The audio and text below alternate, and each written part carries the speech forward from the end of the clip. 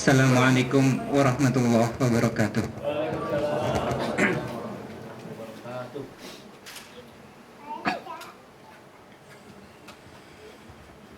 A'udzu billahi minasy syaithanir rajim.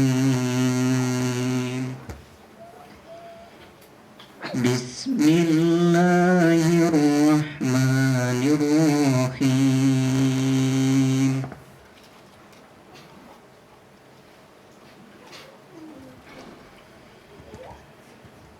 Ya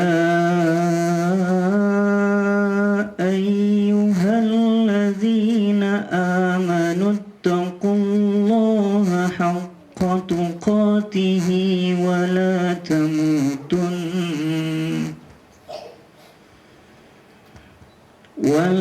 tamutunna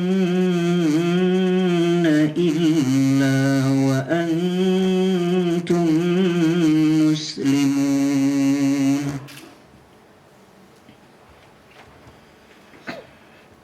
Wa'tasimu bihablillahi jami'an wa la tafarraqu wadhkuru ni'matallahi 'alaikum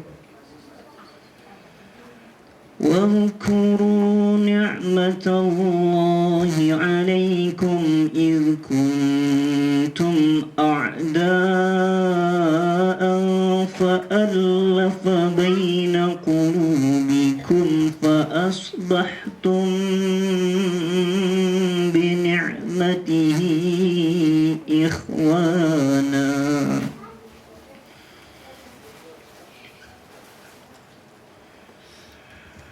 وكنتم على شفا حفرة من النار فأنقذكم منها كذلك يبين الله لكم آياته لعلكم تهتدون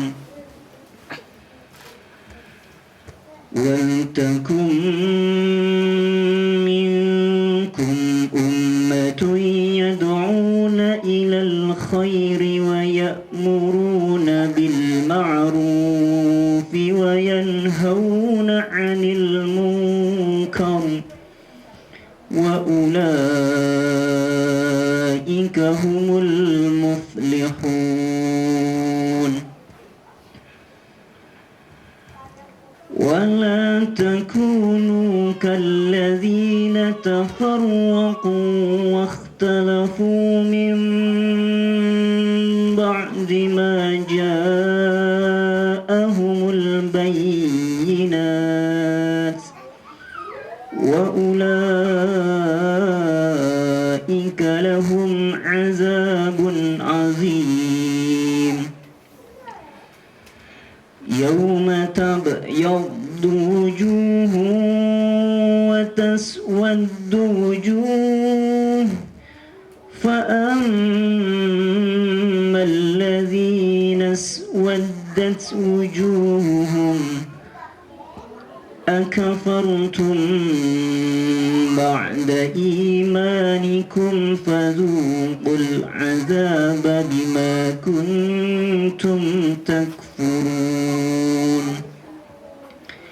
وأما الذين ابيضت وجوههم ففي رحمة الله هم فيها خالدون تلك آيات الله نتلوها عليك بالحق وما الله يريد ظلما للعالمين صدق الله العظيم. Aku berlindung kepada Allah dari godaan syaitan yang terkutuk dengan menyebut nama Allah yang Maha Pengasih lagi Maha Penyayang.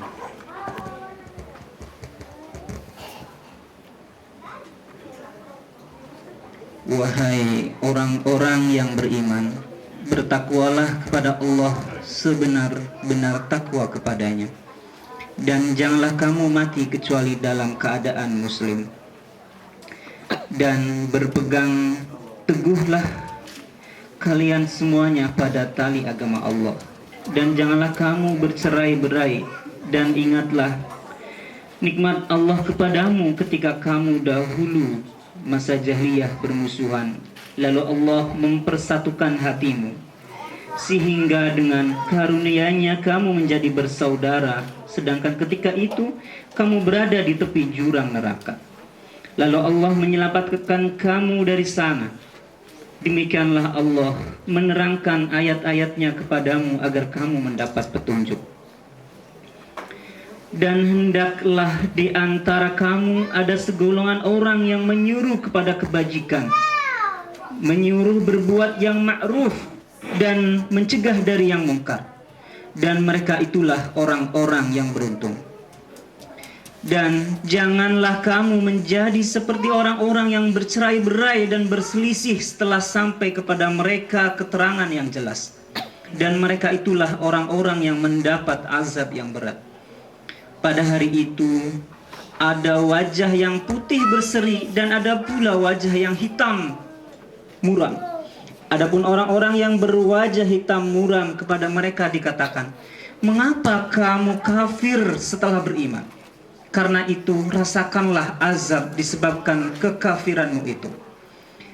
Dan adapun orang-orang yang berwajah putih berseri, mereka berada dalam rahmat Allah, yaitu surga. Mereka kekal di dalamnya. Itulah ayat-ayat Allah yang kami bacakan kepada kamu dengan benar.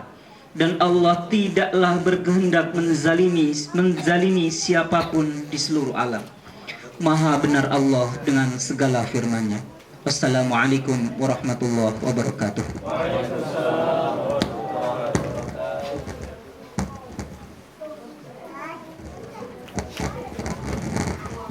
Terima kasih kita ucapkan kepada Bapak Imam Tahyuddin. Semoga dengan lantunan ayat suci Al-Quran tadi membuat kita makin khusyuk sehingga memudahkan penerimaan apa yang disampaikan oleh Ustadz A'agim nantinya.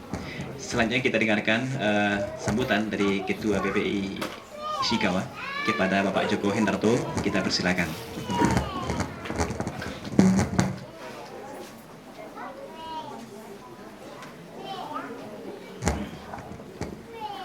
Assalamualaikum warahmatullahi wabarakatuh. Alhamdulillahilladzi hadana li hadza wa ma kunna linahtadiya laula an hadanallah. Allazi 'allama bil kalam 'allamal insana ma lam ya'lam. Asyhadu an la ilaha illallah wahdahu la syarikalah wa asyhadu anna Muhammadan abduhu wa rasuluhu la nabiyya ba'dah. Pertama-tama saya ucapkan terima kasih atas kehadiran bapak-bapak, ibu-ibu semuanya di sini. Pada Prof. Khairul, terima kasih atas kehadirannya. Acara kita hari ini sebenarnya ini sangat mendadak sekali. Kita ingin memanfaatkan kehadiran ulama Indonesia untuk memberikan kepada kita siraman rohani. Dalam bahasa agamanya mungkin kita ingin mempersering ya, kegiatan-kegiatan yang bisa kita jadikan tempat untuk saling mengingatkan pada kebaikan dan kesabaran. Yang kedua, harapan kami bahwa kegiatan ini bisa menjadi medium silaturahim bagi kita semuanya. Kalau dari ayat suci yang dibaca oleh Pak Imam tadi kan secara tersirat kita bisa mengatakan bahwa kita adalah umat terbaik sebenarnya. Pertama sebagai muslim, dan kedua karena kita adalah sedikit dari banyak muslim Indonesia yang terpilih untuk datang ke sini. Oleh karena itu kita ingin memanfaatkan keberadaan kita di sini sebaik-baiknya untuk ketika kita pulang nanti kita bisa berbuat yang terbaik untuk umat di Indonesia. Dan terima kasih juga sekali lagi atas seluruh bantuan teman-teman, donasi yang terkumpul, karena kegiatan ini saya bilang mendadak dan memang berbasis pada donasi yang kita punya. Saya kira saya tidak ingin berlama-lama karena Agim sudah ada di sini. Mari kita sama-sama dengan khusyuk mendengarkan nasihat-nasihat dari beliau, dan insya Allah beliau akan tinggal lebih lama lagi 1 hari, kayaknya beliau akan menginap lagi 1 malam di sini, dan mungkin nanti kita juga bisa bawa ke masjid ya untuk setelah sholat maghrib atau sholat isya untuk memberikan kepada kita tausiah. Segitu saja dari saya. Dan wal kalimah wa yasturun. Wassalamualaikum warahmatullahi wabarakatuh.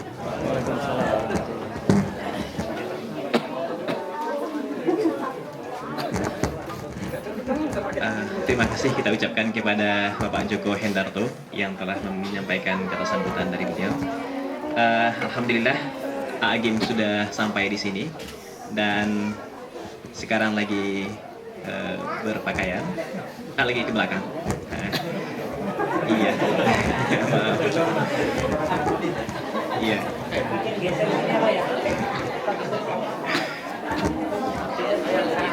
Iya, alhamdulillah. Ya, mungkin nanti karena beliau ada extra time tinggal di sini, jadi mungkin terutama untuk bapak-bapak ya, nanti malam habis maghrib atau habis isya kita ke masjid, dan tentunya akan ada sesi bersama Agim insya Allah nanti malam. Jadi kita memanfaatkan kehadiran beliau di sini karena beliau tinggal ekstra 1 malam di sini.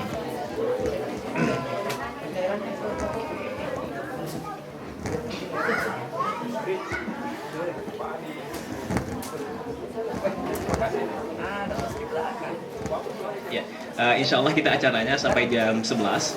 Kemudian jam 11 sampai jam 11.40 kita ada sesi tanya jawab. Kemudian kita sholat berjamaah nantinya di sini. Dan kemudian kita ada sesi khas Indonesia, yaitu acara makan-makan.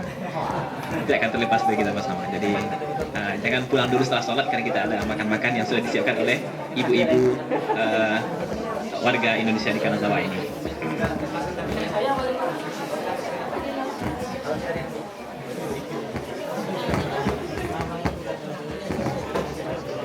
Alhamdulillah. Waalaikumsalam warahmatullahi wabarakatuh.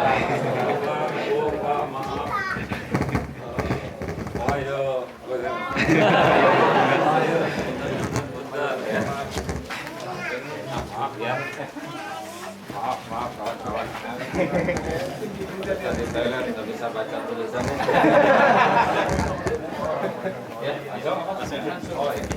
Alhamdulillah, kita silakan kepada Agim untuk menyampaikan tausiah beliau. Mungkin sampai jam 11. Kemudian nanti sampai 11.40 kita ada sesi tanya jawab. Kepada kita persilakan yang salah. Silakan maju ya.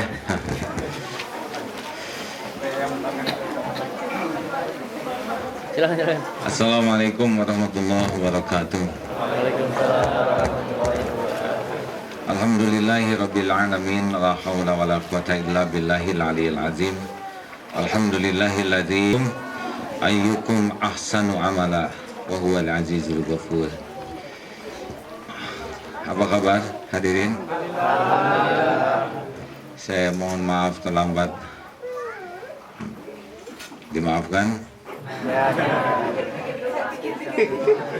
Iya. Pertama saya tidak tahu ke kampus ini mana jalannya. Kalau saya lihat wajahnya ini ada kemiripan dengan Tokyo dan di Sendai kemarin. Ini wajah-wajah banyak masalah ya.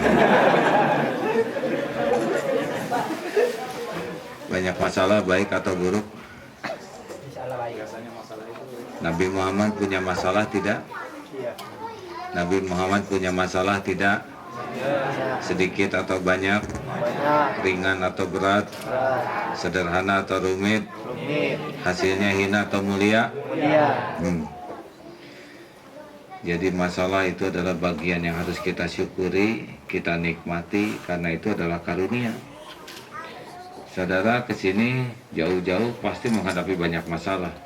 Apalagi yang senseinya killer and the kill. Tahu ya wajah-wajah korban sensei seperti ini.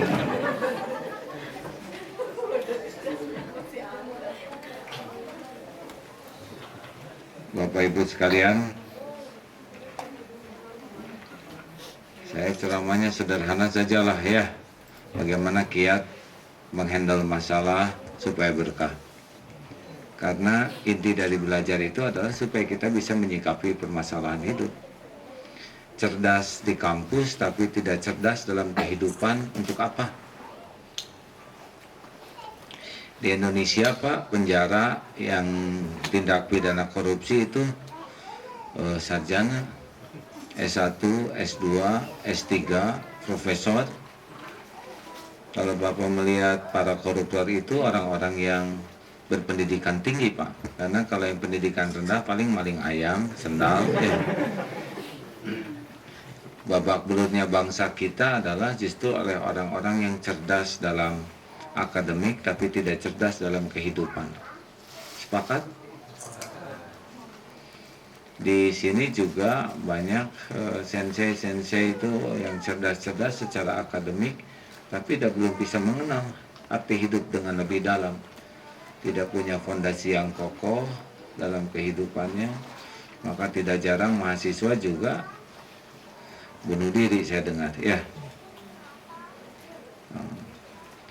Jadi kita harus sangat evaluasi nih mengartikan kecerdasan.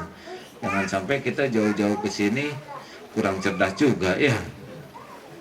Ini menarik Pak, salah seorang anak pelajar ditanya, "Dek, mending jadi orang cerdas di kelas, mending jadi orang yang pintar atau bersih hati?"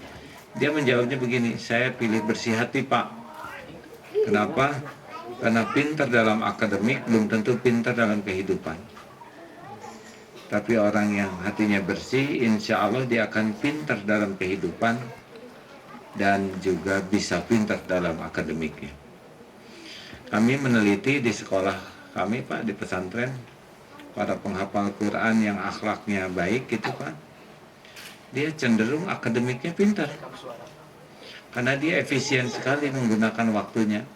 Dia tidak ada waktu buat iri dengki, tidak ada waktu buat sombong, tidak ada waktu buat jengkel nggak keru-keruan. Itu kan makan waktu, makan pikiran, makan energi. Benar?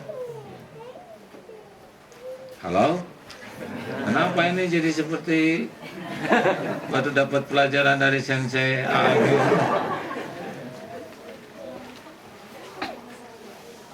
Lanjut?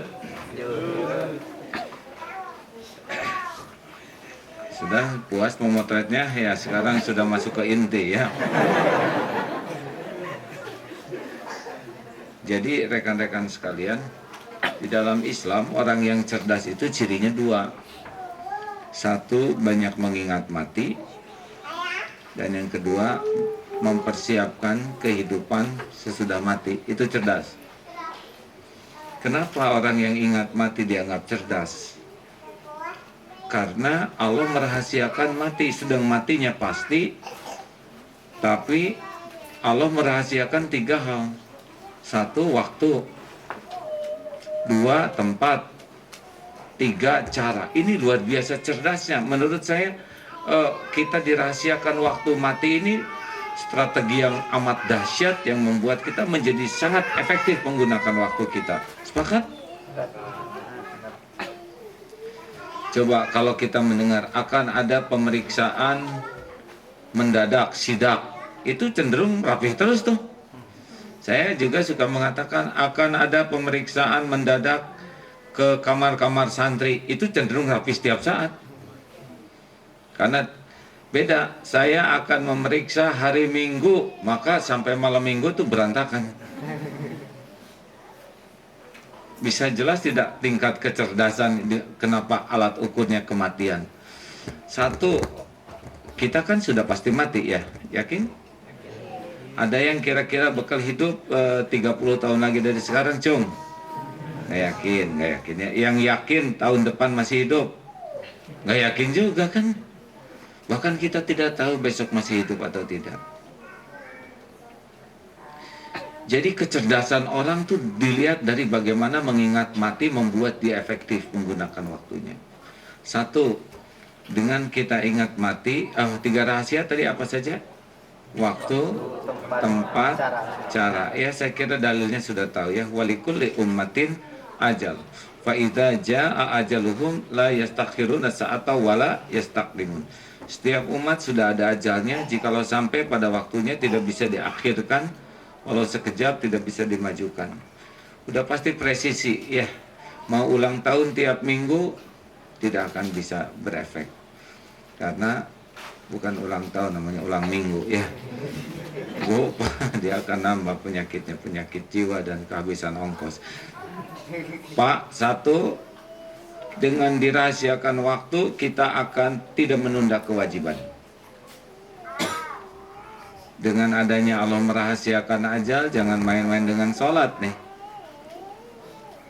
Ditunda-tunda sholat, yang datang malaikat maut. Ibu yang berhalangan jangan menunda-nunda. Yang belum bayar saum Ramadan tahun lalu jangan ditunda. Mau dibayar di dunia atau di akhirat ya. Ini dahsyat Pak.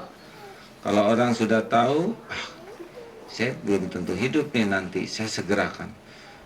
Jadi orang cerdas itu adalah orang yang menempatkan sesuatu pada tempatnya. Makanya hati-hati nih. Jangan sampai gara-gara di Jepang kemudian menjadi ada banyak alasan untuk menunda sholat dan sebagainya. Mau dibawa kemana gelar di Jepang di akhiratan? Sholat gerbang pertama pertanyaan. Saya juga di Jepang rada tidak semudah di pesantren sholat di sini Pak. Kemarin di Sendai di dekat itu kandang kuda ya. Ada taman dikit, kedepruk sholat di sana, dan nggak ada lagi tempat Pak. Yang satu lagi malah di itu di trotoar ya. Oh, kemarin di mall, untung saya di Jama. Itu yang lain-lain di kamar ganti pakaian, pura-pura ganti pakaian, leket aja di sana. Tapi mungkin pahalanya beda dengan di Indonesia ya, karena perlu perjuangan, diusir satpam dan sebagainya. Belum lagi kurang khusyuk, udah lebih memikirkan yang lewat.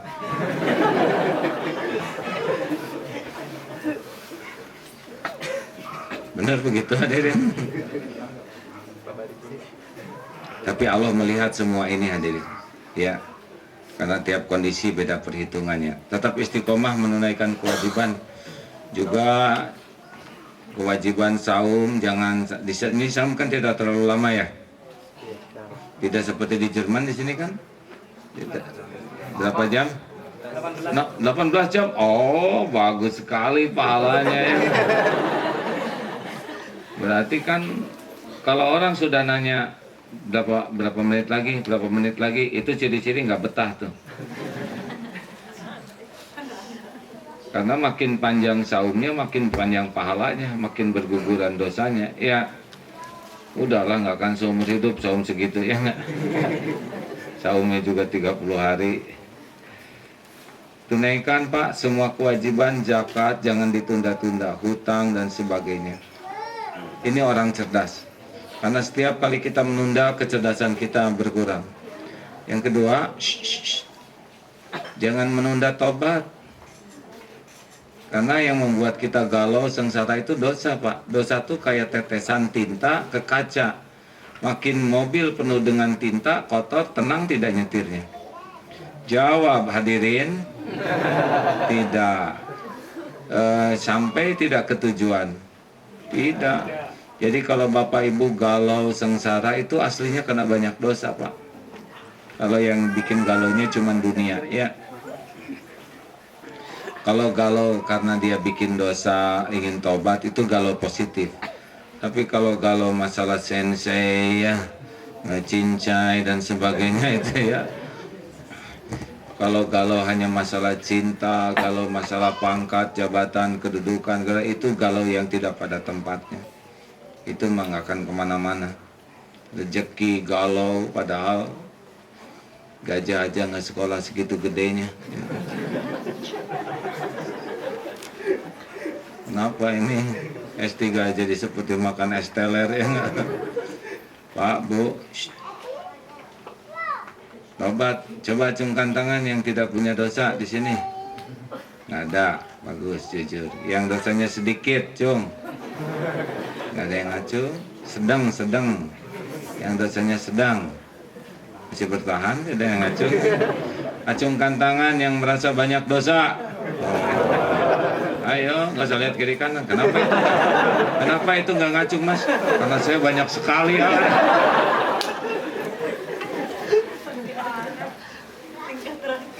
Nah itu Pak, jadi jangan ditunda tobat tuh. istighfar yang banyak. Karena kita mati dalam berlumur dosa tuh pasti mati yang buruk, benar?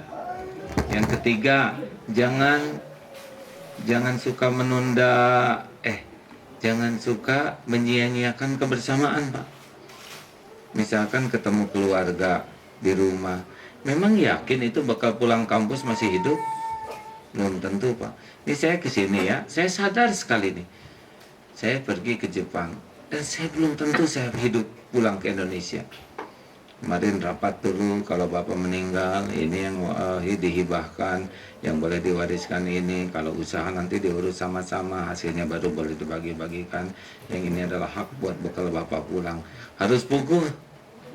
Udah belum tentu panjang umur, nggak ada jaminan saya panjang umur, betul? Jadi ngobrolin kematian, kemudian membuat kita tidak menyia-nyiakan kesempatan. Mau pergi, peluk anak, keluarga, karena siapa tahu itu pertemuan terakhir. Jadi kualitas tinggi itu, Pak. Dan nggak mau pergi dalam keadaan tidak bertengkar, dalam keadaan bertengkar, nggak mau, bisa itu akhir pertemuan. Jadi kalau misalkan istri rada ngambek gitu ya, apakah akhir pertemuan kita begini? Oh, gitu. Jadi senjata. Saya belum tentu balik lagi loh. Nah, tuh kalau gitu maafin, beres. Ya. Jadi mengingat kematian itu membuat kita sangat-sangat tidak mau menyia-nyiakan kebersamaan dengan sesuatu yang buruk. Bagus tidak ini hadirin? Menurut saya bagus sekali dan kita sadar itu, Pak. Pergi dengan ibu pisah. Ini saya nggak tahu ya siapa yang duluan akan meninggal. Jadi sekuat tenaga mampir, minta maaf, pamitan. Ingin sekali pertemuan itu kualitasnya menjadi sangat tinggi dalam kebaikan. Karena ingat mati itu. Ini cerdas, Pak. Jadi kalau saudara-saudara di sini jarang ingat mati, culun namanya ya. Gak bisa, ya kita pasti mati. Lalu yang keberapa? Keempat, ingat mati. Jadi nggak mau maksiat, Pak. Nggak bisa mati dalam keadaan maksiat. Di Bandung itu ada model laki-laki mati itu dalam keadaan nggak pakai baju sama pacarnya. Laki juga, Pak. Udah maksiat, sesama lelaki lagi, sejenis, mati. Aib kemana-mana. Coreng bagi ibu bapaknya, coreng bagi kawan-kawannya. Makanya kalau mau bikin maksiat, ingatlah kematian. Mau maksiat di hotel, banyak yang mati di hotel, nggak jadi. Mau maksiat di mobil, tidak sedikit yang mati kena gas, nggak jadi. Udah nggak ada tempat yang aman, mending jangan maksiat aja. Dan hati-hati loh, Pak. Berapa banyak yang ketika hidup dianggap soleh, pas meninggal kebuka handphonenya ternyata banyak file-file mesum di sana, porno. Ada ibu-ibu baik disalamin karena sering ke pengajian, meninggal pas dibuka lemarinya itu kumpulan VCD porno ada di lemarinya. Pengajian porno. Jadi sekarang segera beresin, Pak, bisa mati, hapus. Periksa handphonenya di delete. Waduh, jangan sekarang, Pak, jangan sekarang. Waduh, iya itu histori bisa ketahuan, Pak. Oh, kenapa jadi pada mikir histori masing-masing?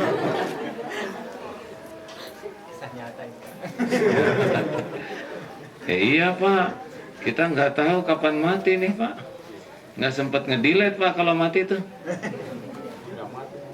Ayo delete mulai dari sekarang. Ada tuh yang mulai bekerja.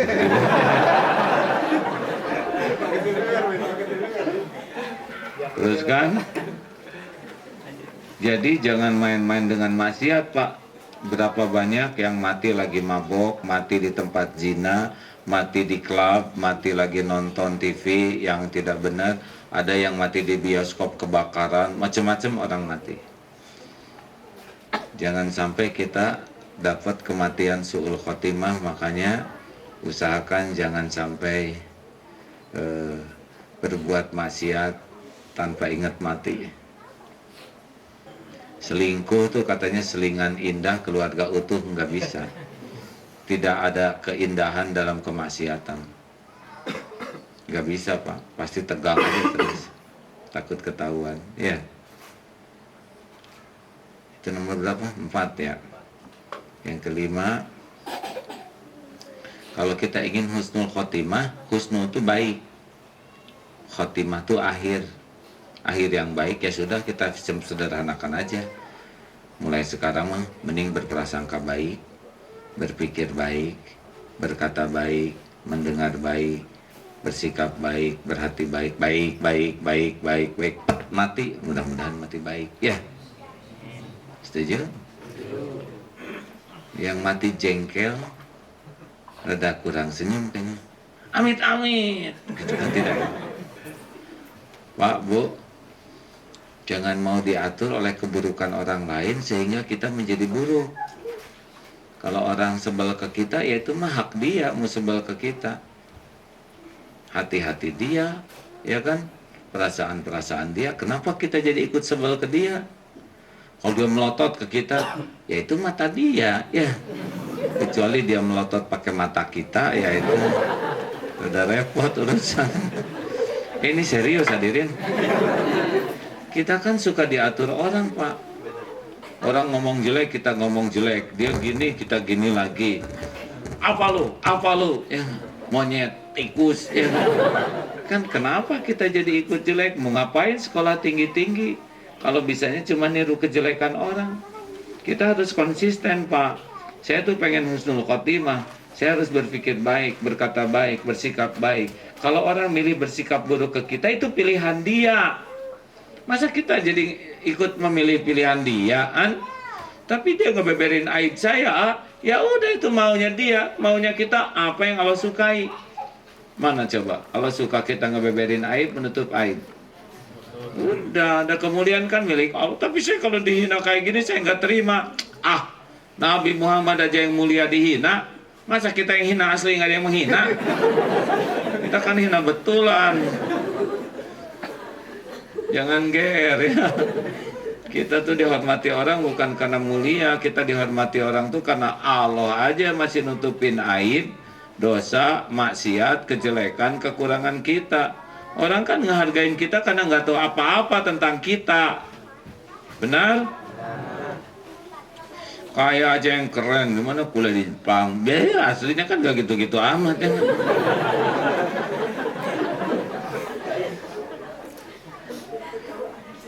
Allah.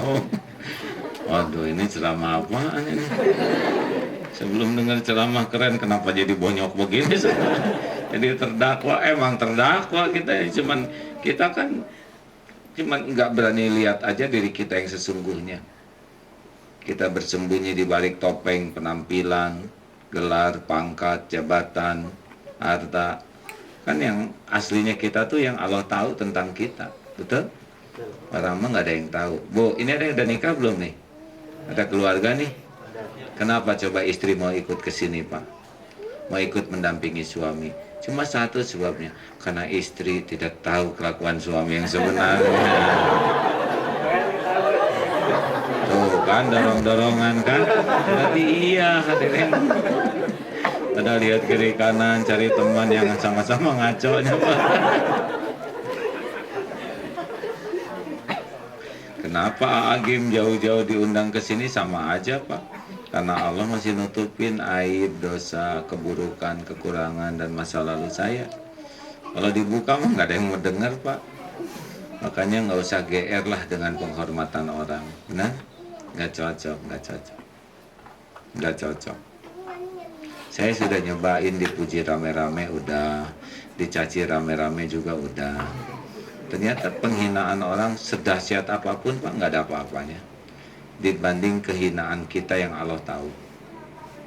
Betulan, Pak, 7 tahun dihina orang, ya, di media, di TV, wah, saya baca gitu, dikit lah omongan mereka, paling tentang itu lagi, nyangka Agim nikah lagi, emang gadis hidup saya begitu, ya. Yang jahat tuh berzina, benar? Tapi semuanya juga ada waktunya. giliran pada minta maaf sekarang berbondong-bondong ya. Potret yang udah dirobek sekarang diselotip lagi. Alah si ibu-ibu kenapa ngambek ke saya kan bukan suaminya.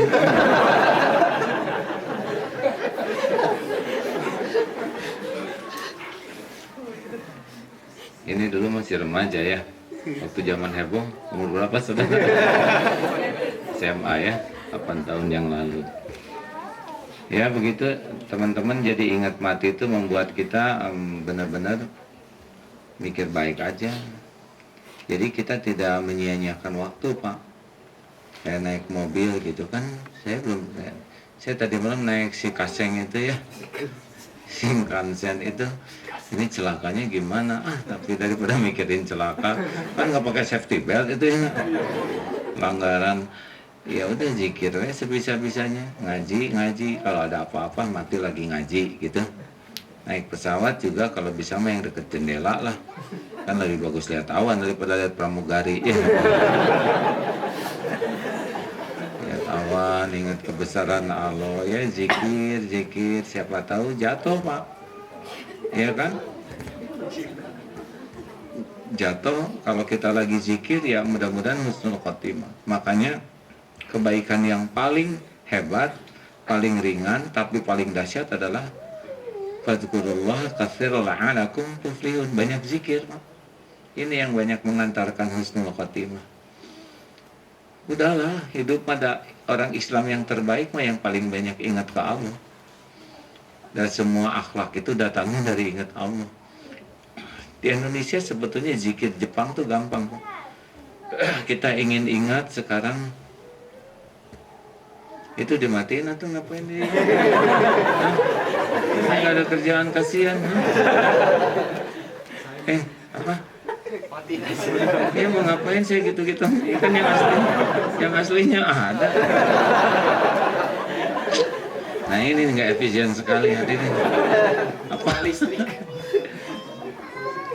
Panitia harus rapat ulang ya.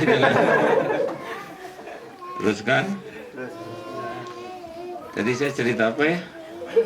Zikir Jepang. Oh ya, zikir. Sekarang pertanyaan gimana supaya ingat ke Jepang? Gampang Pak. Ingat aja apa bikinan Jepang. Udah di Indonesia udah pasti Jepang sering disebut. Motor Yamaha. Itu siapa yang nyusul? Kawasaki, Jepang lagi Pak. Ini yang nabrak dari belakang siapa? Honda, Jepang. Coba lihat jamnya Seiko. Setel AC, Nippon Denso. Ya, buka kulkasnya Hitachi, Jepang lagi. Coba nyalakan sanyonya katanya. Pasti air itu. Setel TV-nya Sarap ya.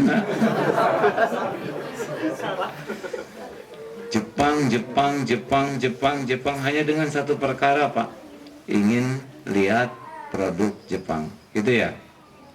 Sekarang Korea sudah mulai juga ingin ingat Korea, Hyundai, Daewoo, LG banyak. Kalau sedang di Mekah ingin ingat buatan Cina, sajadah, tasbih, semua Cina. Sekarang mau zikir ingin ingat ke Allah, ingat aja ciptaan Allah.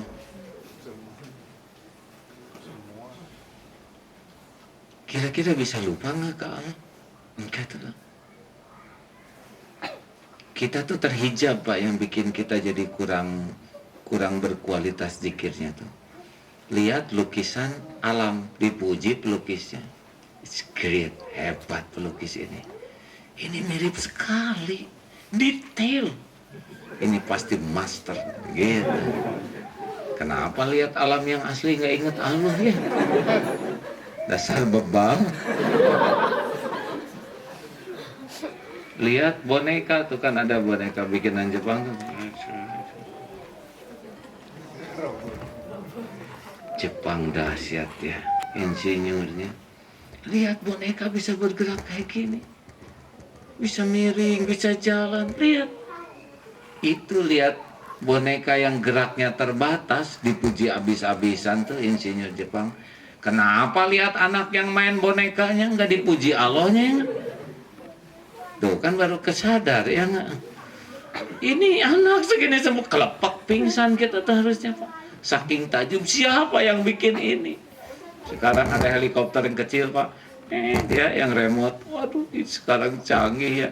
Kenapa lihat nyamuk nggak bikin muji Allah? Manusia tuh bikin sehelera sayap nyamuk aja nggak bisa Pak. Harusnya mah kita tuh zikir terus. Jepang gini apa ya? Jepang bagi saya Pak Jepang itu adalah milik Allah Pak. Semua orang Jepang tuh ciptaan Allah. Nggak ada yang pesan jadi orang Jepang. Nggak pesan lahir di Jepang. Ya. Siapa yang ciptakan orang Jepang? Siapa yang ngurus orang Jepang? Allah. Kita kesini nih di bumi Allah nih di Jepang nih kan. Pemiliknya Allah. Jadi saya sangat tidak merasa di luar. Saya merasa saya sedang di bumi Allah.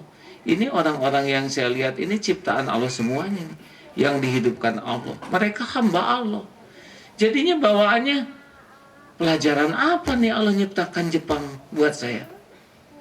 Pasti nggak mungkin sia-sia Allah nyiptakan Jepang kayak gini, ya nggak? Agama, fondasi agamanya kurang, akidahnya, tapi pengamalan Islam banyak di sini. Bersih, rapi, tertib, teratur, disiplin, berani. Kita menang teori. Sekarang Allah lihatkan nih, tanpa akidah bisa kayak gini kalau ngamalin Islam. Benar? Saya belanja teh ke sini jauh-jauh teh memang mau belajar, Pak. Lihat keramahan. Ini orang ramah sekali. Kemarin berkuda tuh di Senda itu. Emang kudanya kurang ramah ya, nggak ngerti ya. Tapi itu gimana ini ada pelayan segini, pelatih segitu ramahnya. Ganggu lagi, bawakan minum, silakan. Ngasih pulpennya juga sopan. Pulang sampai diantar. Ya Allah.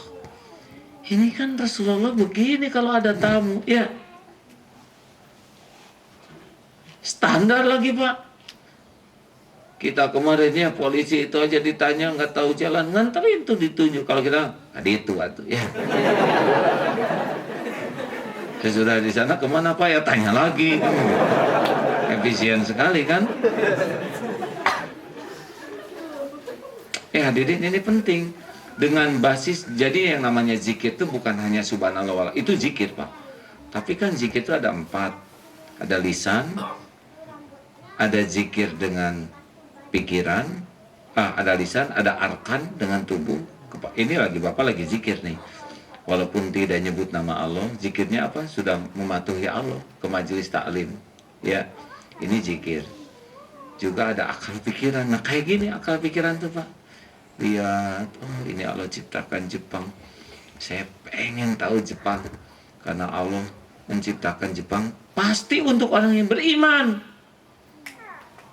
Jadi Allah ciptakan semua itu huwallazi khalaqalakum ma fil ardi jami'a. Semua itu diciptakan buat kalian yang beriman. Kita bisa lihat kan? Pengamalan praktek, lihat jalan, trotoar, kebersihannya. Ini Islam udah tahu teorinya ini. Oh, tanpa iman, pengamalan beberapa nilai Islam udah dikasih kayak gini oleh Allah. Betul? Apalagi kalau punya iman. Saya bisa ngebayangkan Pak, kalau orang Jepang ini dapat hidayah gitu oleh Allah, mulai dari Kaisar Hirohitonya, menyebut Islam, soleh, waduh, takluk dunia kayaknya ya. Benar? Saya di Sendai kemarin ada Sato-san, usia 73 tahun, mu'alaf Pak. Apa yang terjadi yang beliau lakukan? Tiap subuh dan isya menggunakan mobil kapasitas 8 orang, muter Pak, ngejemputin orang ke masjid. Tidak kenal cuaca, mau salju, terus mobil pribadi, tidak dipungut biaya, on time. Jemput di sini jam sekian, jemput sini sekian, sholat jamaah, pulang diantar sana, subuh dan isya. Saya di Indonesia belum menemukan yang kayak gitu. Mungkin belum ya, mungkin ada yang lebih dari itu. Tapi ini amazing. Dia punya disiplin, dia punya senang memuliakan orang lain, benar? Punya akidah. langsung kesambar kita, ya. Halo? Nah, itu zikir, Pak. Maksud saya itu zikir itu begitu. Kita mati dalam keadaan ingat kekaguman ke Allah kayak gitu, mudah-mudahan husnul khotimah. Jadi saya berharap bapak-bapak dan ibu-ibu yang dikaruniai oleh Allah kesempatan belajar lebih banyak dengan ilmu yang lebih tinggi harus nyampe ke Allah, jangan sampai terhijab. Kayak lihat patung Madame Tussauds tuh ya, kagum. Ini patung bisa mirip kayak gini nih, yang bikinnya dahsyat nih. Ini mirip sekali. Oh, kamu patung juga ya? Mana teman saya? Pas lihat temennya, kenapa enggak kagum lihat temennya ini ya? Harusnya kan lebih mengagumkan, kamu lebih dahsyat bikinan Allah men gitu. Saya jadi ingat tuh, ayah saya suatu saat ke Inggris, kami gitu ya, ada undangan ceramah, ayah ikut. Madame Tussauds masuk angin, dingin, duduk aja di samping patung Yasser Arafat. Para pengunjung tuh lihat semua, kagum kepada itu. Pas lihat ayah saya, wah kata karena ayah saya kan bangun, Pak, ini patung siapa katanya. Masuk angin, Pak, jadi duduk di samping Arafat itu, Pak. Harusnya kan subhanallah bisa bergerak, malah menjerit itu pengunjung tuh. Ini tokoh yang mana katanya. Hadirin sekalian, ini serius nih. Kecerdasan kita adalah kalau kita bisa mengaitkan segala urusan kepada Allah, karena segalanya ciptaan Allah. Ada nggak yang bukan ciptaan Allah? Nyamuk. Kira-kira sia-sia nggak lo bikin nyamuk? Jawab hadirin, ini pertanyaan sederhana. Jangan bikin sensei emosi ya. Dari kemarin habis saya sensei, apa sih sensei itu? Samurai atau apa? Nah ternyata Pak, lihat nyamuk tuh ada yang hanya nyamuk saja. Ini nggak bisa begitu. Lihat nyamuk langsung ingat Allah. Satu, alhamdulillah ya Allah, saya tidak diciptakan jadi nyamuk. Betapa gawatnya nyamuk Pak. Mencari nafkah aja jiwanya terancam. Berapa banyak nyamuk yang wafat ketika sebelum lagi makan aja nggak tenang Pak. Digaploknya tuh Pak segede gini. Hancur dia. Berapa banyak nyamuk yang syahid pada waktu sedang makan. Selesai makan Pak, udah tangki berat diburu Pak, dinding tuh. Harusnya kita lihat gitu, ya Allah, saya bersyukur padamu nggak jadi nyamuk. Lihat cecak, zikir, ini cecak makanannya nyamuk. Nyamuk punya sayap, cecak tidak punya sayap. Ini amazing benar. Makanannya pergi ke sana sini, dia nggak bisa. Harusnya kan cecak stres Pak. Ya Allah, apa nggak salah desain ini? Makanan saya punya sayap semua, laron terbang, nyamuk terbang. Lah saya ngedaplok begini, bagaimana saya menafkahi anak cucu? Perhatikan, saya pernah di Purwakarta dulu, sebelum ceramah tuh banyak laron, ada juga cecak, rebutan, ada cecak tuh jalan nggak tahu 5 atau 7, dapat. Tapi tetap saya lihat laronnya tuh ngedeketin si cecak itu. Nah yang kecil nggak kebagian Pak. Justru, nah gimana cecak kecil? Rupanya cecak gede itu terlalu lincah ketika memutuskan laron, gitu, copot, jatuh ke cecak kecil Pak. Oh gini caranya. Kebagian tuh semua. Bapak bisa bayangkan kalau cecak nyari nyamuk Pak. Waduh, repot. Suruh kejepit pintu, keluar ke injek, nyebrang, kepanasan, nyebrang tuh rumit Pak, mau ke selokan ya, udah nyampe pinggir selokan dipatuk ayam, kapan makannya? Jelas tidak nih? Nah, itu namanya akal, Pak. Alladzina yadhkurunallaha qiyaman wa qu'udan wa 'ala junubihim wa yatafakkaruna fi khalqis samawati wal ard rabbana ma khalaqta hadza batila subhanaka faqina azabannar. Surat Ali Imran 190-191. Itu yang disebut orang berakal, ulil albab, yaitu orang yang ingat ke Allah tuh, berdiri, duduk, berbaring, ingat seraya dan tafakur. Tiada engkau ciptakan semua ini sia-sia ya Allah. Gitu Pak. Jadi sambil di sini teh akan jauh lebih banyak yang didapat. Saya kesini juga, dalam 3 hari ini, banyak perubahan.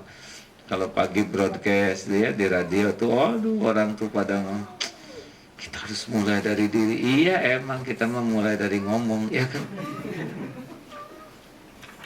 Semuanya ingat Allah, Pak.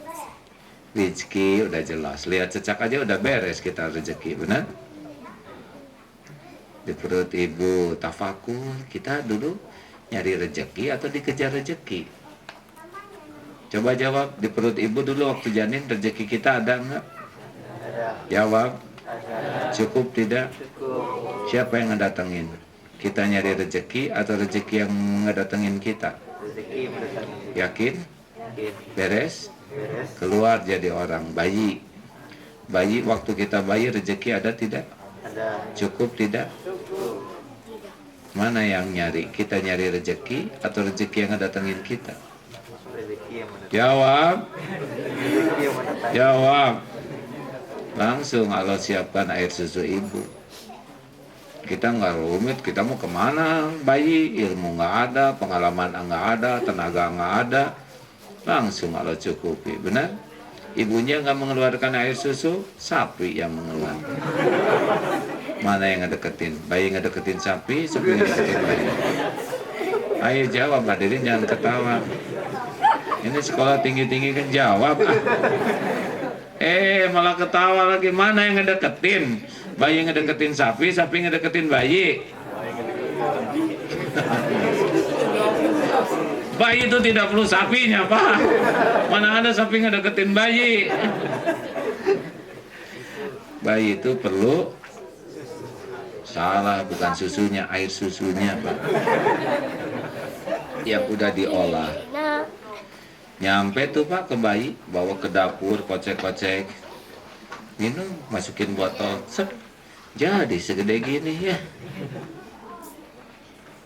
Makanya kalau ada orang kurang cemas tentang rezeki itu pasti kurang iman. Kuliah jauh-jauh supaya dapat rezeki, rezeki mah nggak usah dipikirin, udah pasti ada kok. Kita tuh tidak disuruh mencari rezeki, menjemput rezeki. Kayak mencari rezeki itu antara ada dan tiada. Kalau menjemput pasti ada. Saya mau mencari istri, pertama belum tentu ada ya yang mau sama dia. Tapi saya mau menjemput istri pasti ada, betul? Tapi kan belum tentu ketemu. Istri di Kanazawa dijemput di Kanasaka, Kanazawa pasti nggak nyampe, nggak ketemu. Bukan tidak ada rezekinya, tapi maaf ya, belum jemputnya gitulah. Jadi kalau kita susah tuh bukan nggak punya rezeki Pak, pasti aja ada masalah tuh dalam SOP kita menjemput rezeki kita, benar? Jangan sampai kuliah hanya untuk rezeki ya. Itu mah udah ada sampai mati Pak. Yang dicari itu berkahnya. Kalau rezekinya dijemput, ya pasti ngejar Pak. Kayak gini nih ya. Ini tuh, ini buat saya bukan? Air, saya nggak tahu mata airnya di mana. Datang ke sini. Yang sterilkan, proses pH-nya diatur, saya nggak tahu. Tapi 54 tahun saya hidup, saya kan keperluan tubuh saya pH-nya antara range-nya lah 6 sampai 8 gitu ya. Ini pH antara 7 nih. Kenapa nggak 3 aja sekaliannya? Asam tuh. Saya nggak tahu bakteri yang ada di dalam. Dan saya juga nggak tahu bagaimana, tapi saya minum pasti udah beres, bakterinya sudah dieliminir yang bahaya. Betul? Allah tahu, Allah tahu. Makanya nggak usah takut rezeki. Ini semua bernafas. Semuanya mengeluarkan apa? Karbon dioksida. Iya. Semua ngadep ke sini, ya kan? Dan terus-menerus mendengus, ya kan? Bernafas maksudnya. Nah, kebutuhan saya apa? Kebutuhan paru-paru saya apa?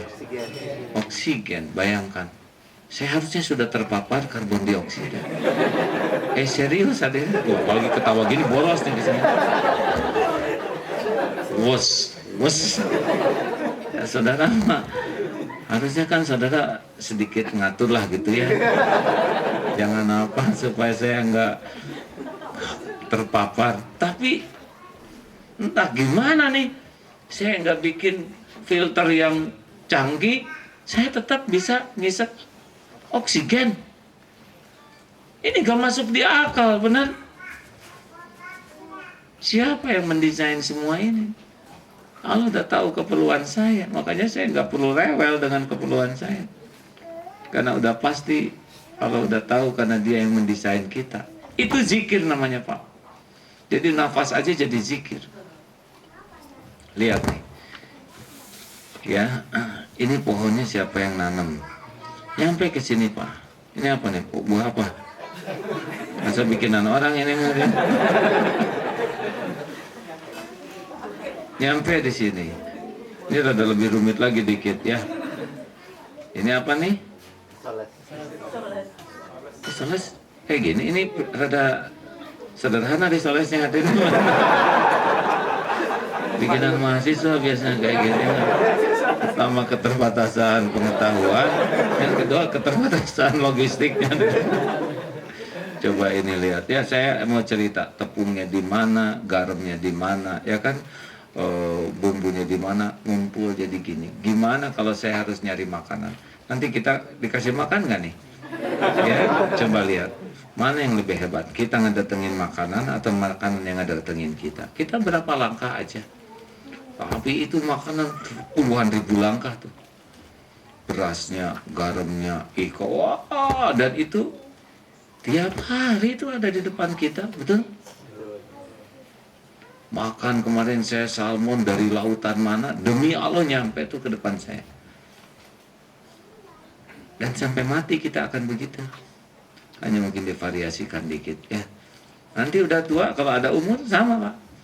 Mau ke dapur, mana kek, dapur, kakek duduk aja, saya bawain kek. Datang tuh dari dapur, kakek tangannya gemeter, saya suapin ya, tangan gemeter, masuk sendiri. Kenapa kek susah minum ya? Kakek susah minumnya, diinfus ya, masuk ke sini. Benar? Lama-lama, kek, kok nggak infusnya nggak jalan? Kakek, innalillahi. Habis rezeki, habis nafas, habis rezeki. Nggak usah sibuk mikirin rezeki, hadirin, mikirin mah barokahnya. Betul? Kalau saudara kuliah jauh-jauhnya buat uang, uang mah nggak ada apa-apanya, cuman kertas pindah. Gaji sebulan pindah dah. Nasib lelaki kan gitu, Pak. Hanya ngumpul udah stakar kembak sebulan, Pak. Udah pas dapat berapa jam kita megangnya sampai ke rumah nih, Bu, gitu. Memang disembunyikan sebagian itu ya, SOP. Tapi udah nggak lama, Pak. Ke pom bensin juga pada keluar lagi. Ibu senang sebentar, cicilan, ya, habis cep lagi, nunggu sebulan. Cuman gitu kalau duit mah ya. Ini nih Pak, rezeki ini. Udah sedekat ini dengan saya, belum tentu rezeki saya, Pak. Udah sering kayak gini saya. Saya mengakui akhirnya rezeki panitia ya. Makanya saya mah nggak terpengaruh lihat. Biasanya malah lebih dramatis, Pak. Di daerah tuh, Pak, buah naga, pisang, segala di sini. ini saya kapan makannya lagi ceramah kan mustahil.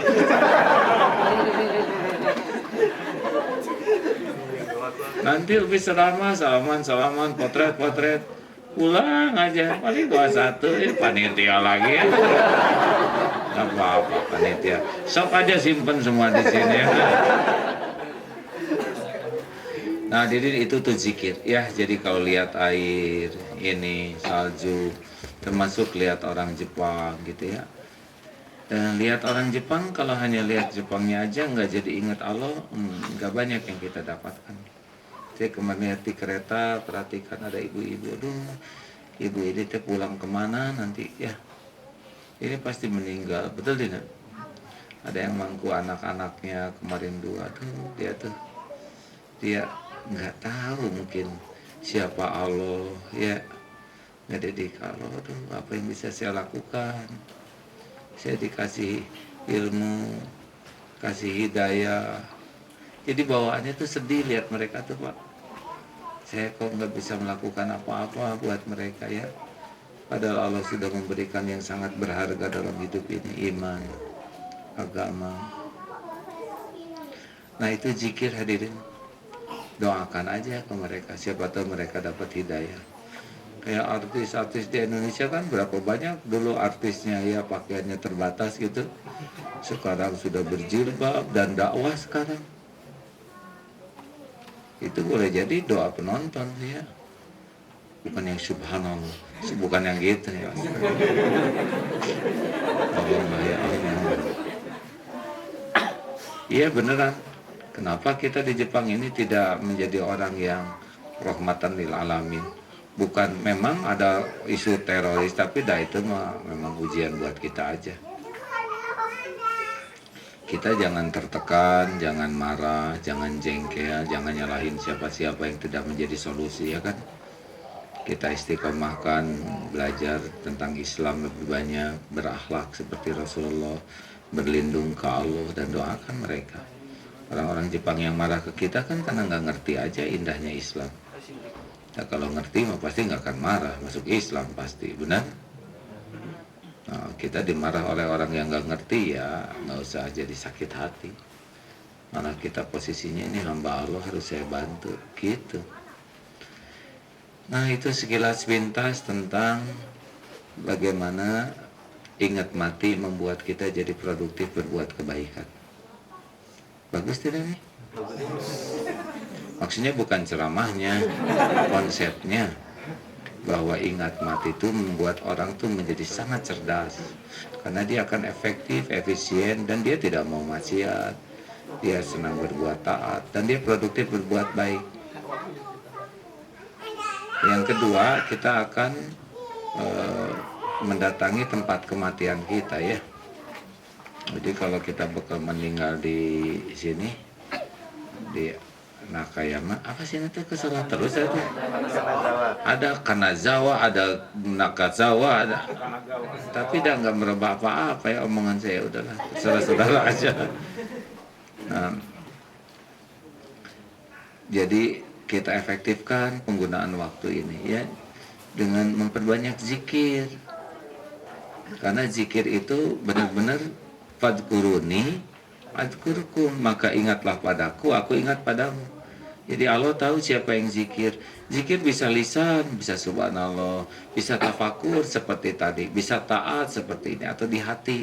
Ya Allah, engkaulah yang menemaniku, wa huwa ma'akum aina ma kuntum wallahu bima ta'maluna basir. Dan dia bersamamu dimanapun kau berada, dan Allah melihat apapun yang kau kerjakan. Jadi kita jalan, ya nggak pernah sendirian sih, kita kan pasti ditemani malaikat, ada Allah, benar? Ya saya juga kalau lagi bertugas sendiri berangkat, sendirian aja, nggak mungkin sendiri. Pasti ada malaikat yang mendampingi. Juga ada Allah yang maha kuasa atas segala-galanya. Tidak pernah kita sendirian. Kapan kita sendirian? Never, never, and never. Begitu. Kira-kira akhlak jadi baik nggak orang yang merasa ditemani Allah setiap saat? Iya, susah maksiatnya. Maksiat itu adalah Pasti karena nggak ingat ke Allah. Kalau kita ingat ke Allah, hati dibikin tenang, otak dibikin jernih. Kita dijauhkan dari perbuatan maksiat, dimudahkan untuk taat, dikumpulkan dengan orang-orang yang membawa berkah. Begitulah banyak manfaat. Makanya kalau capek-capek mah zikir ya, astagfirullah, daripada ingat zikir tentang sensei berlebihan, mending ya Allah, dan nasib saya gitu. Sensei yang super peka, dan doakan supaya dia dapat hidayah ya. Mungkin saudara dapat ilmu dari beliau, tanda terima kasih kita adalah doa ke Allah. Coba kalau para profesor itu oleh Allah dapat hidayah, kan banyak juga profesor Jepang yang masuk Islam ya, saya dengar tuh. Mereka diberi kecerdasan, daya analisis, tinggal minta ke Allah yang ngasih hidayah, itu lebih efektif tuh. Ingat, kirimin doa yang banyak. Ada seorang istri, suaminya nggak pernah sholat. Ini cerita kemarin Syekh Rajab di Istiqlal. Ada saudaranya, keponakannya, suaminya nggak mau sholat. Jadi tiap masak tuh selalu zikirnya tuh baca Quran. Quran yang dibaca tuh Al-Ikhlas, karena di sana Qul huwallahu ahad, Allahus samad ya. Sambil masak, Qul huwallahu ahad, Allahus samad, lam yalid wa lam yulad wa lam yakul lahu kufuwan ahad. Terus nyiapin makanan buat suami. Si suaminya tuh merasa, ini kok makanan beda sih rasanya dengan yang biasa. Ah, sama aja Pak. Dimakan tuh. Malam harinya suami bangun, nangis aja tuh. Sampai kapan saya jadi lelaki kayak gini? Nggak jadi kepala keluarga yang benar, nggak jadi contoh, nggak pernah sholat. Barokah tuh Pak. Ya siapa sih yang bolak-balik hati selain Allah? Benar? Zikir yang baik. Kita jarang menggunakan. Saya pernah ngobrol dengan orang yang memanfaatkan dukun tuh menggunakan mantra Pak. Dan fokus sekali, khusyuk tuh lebih khusyuk dari sholat kita ya. Khusyuk, mantra dia menggunakan jin itu energi negatif ya. Dan itu bisa secara syariat memang ada sihir itu Pak. Sihir itu kan energi negatif lewat jin ya. Bisa tuh, kandungan ada yang gugur, ada yang tuh sakit perut sini. Itu mengkonsentrasikan, kan intinya kita semua makhluk energi ya. Doa itu energi, jin juga adalah energi. Nah kalau mantra aja bisa begitu punya kekuatan syariatnya ya, dengan izin Allah, masa sih zikir Quran yang dijanjikan oleh Allah tidak punya kekuatan lebih dahsyat? Betul tidak? Tapi kita jarang menggunakan the power of zikrullah ta'ala ini. Nyaris waktu kita sia-sia aja, padahal kita bisa tuh. Astagfirullah. A'udzubillahi minasyaitonirrajim. Hanya jangan keras-keras ya. Kalau istri sama suami ngobrol, suami lagi jengkel, a'udzubillahi minasyaitonirrajim. Jadi tidak inilah. Jadi suami merasa sebagai setan ya. Jadi saran saya, efektifkan waktu dengan memperbanyak zikir. Itu powerful nanti tuh, kayak dicas terus ya, kayak kuota aja tuh nambah terus kalau di Indonesia. Tidak, kita power banknya tuh yang benar-benar dari Allah, jadi selalu 100% itunya energinya. That's all ladies and gentlemen. Jadi kecerdasan jangan diukur oleh aksesoris duniawi, tapi kecerdasan adalah ingat mati dan mempersiapkan bekal untuk mati. Bekal apa nih? Buku. Kalau mati hasil penelitian. Halo? Pas di akhirat ini ya Allah, penelitian saya yang belum selesai. Gak ngefek. Ayo bekal apa?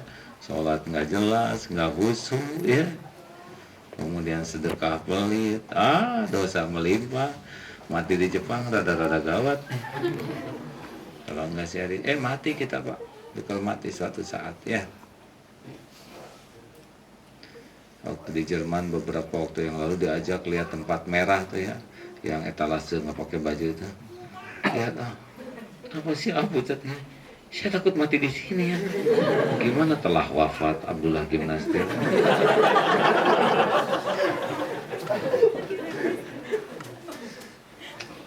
Terima kasih, silakan kita ngobrol, diskusi ya, ada saat 40 menit lagi. Saya boleh minum? Terima kasih kita ucapkan kepada Agim. Selanjutnya kita buka sesi kedua, yaitu sesi untuk menyampaikan beliau kepada hadirin semuanya. Silakan untuk menyampaikan ketiga sesi, 3 pertanyaan untuk sesi pertama. Kami yang kedua. Pertanyaan kedua dari ada yang bertanya. Oke, mungkin Pak Alin. Ini kuliahnya di sini semuanya ya? Atau beda-beda kan? Ada yang pernah ke Darut Tauhid dulu?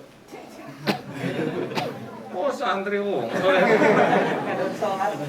Ada sholat ya, sudah dianggap santri lah.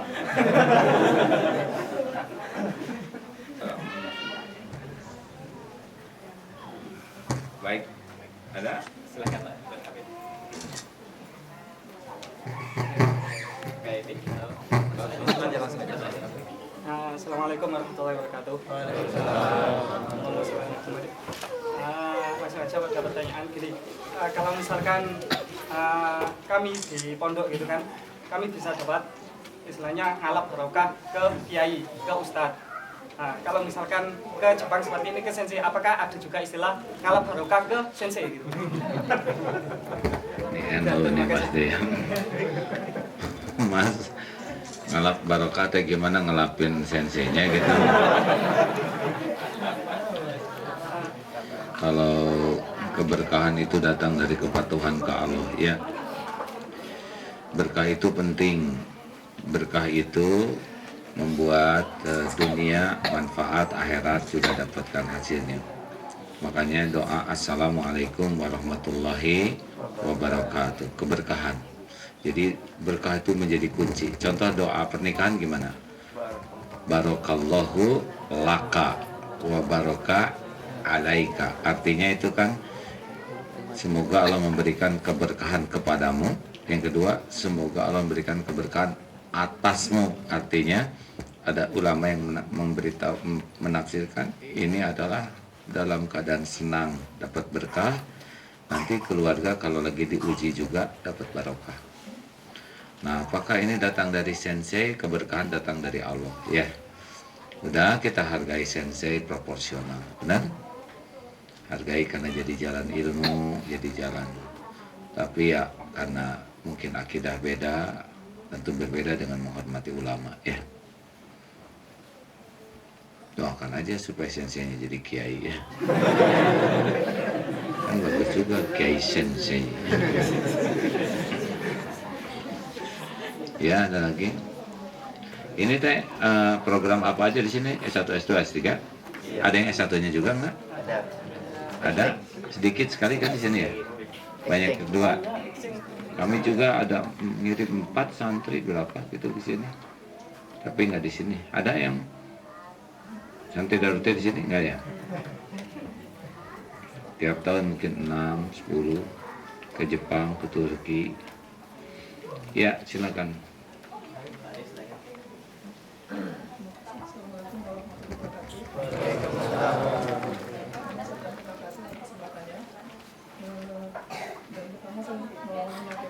Saya cukup bahagia pagi hari ini. Kalau cukup cek dong mas. Kalau itu A plus ya. Kebetulan saya jarang termasuk ketemu tokoh gitu, dan alhamdulillah saya ketemu dengan sahabat ini dengan tokoh seperti A. Karena saya ditutupi aib aja mas. Ya, apalagi selama perjalanan saya dapat kesempatan studi di Jepang.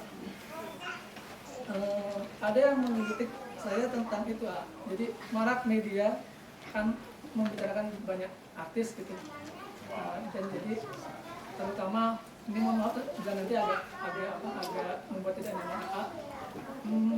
Kadang-kadang di antara kita laki gitu ya, secara untuk mungkin maksudnya guyon itu membicarakan tentang poligami, maksudnya kita suka share artis-artis yang lagi in lah misalnya banyak artis-artis yang kelihatan cantik, yang muda, yang itu semacam dibuat job oleh kita, maksudnya yang terkait poligami misalnya, ya intinya Mau enggak kamu nikah sama itu gitu. ya.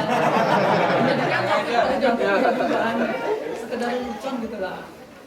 Nah itu mohon pandangan dari Baik. bagaimana. Biasa juga mohon maaf, Kenapa? media banyak sempat juga menyinggung Poligami secara tuh. baik. Baik. Pertama, Waalaikumsalam warahmatullahi wabarakatuh. Pertama, saya tidak terganggu sama sekali dengan pertanyaan itu ya. Karena bagi saya poligami itu udah bagian daripada salah satu yang sudah dibolehkan dalam Islam. Yang kedua, saya jalani juga dengan hukum Allah, saya jalani yang memang harus sudah garis hidup saya ya. Yang kedua, secara hukum negara juga saya lakukan dengan proporsional. Jadi saya tidak terganggu dengan orang yang menghina, mencaci.